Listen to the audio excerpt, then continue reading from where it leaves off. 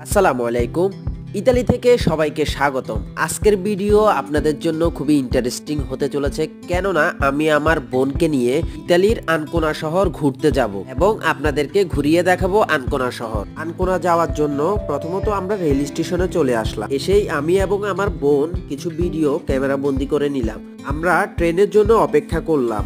Train আসতে দেরি হবে দেখে আমরা বাসে উঠে গেলাম। ট্রেনে এবং বাসে কিন্তু একই খরচ হয়। ট্রেনের খরচ হচ্ছে 3.80 ইউরো এবং বাসের খরচ হচ্ছে 3.50 ইউরো। ইতালিতে আসার পর এই প্রথম আমি বাসে উঠলাম। যেতে যেতে আমি আপনাদেরকে প্রাকৃতিক সৌন্দর্য দেখাবো, যেটা দেখে আপনাদের অত্যন্ত ভালো লাগবে।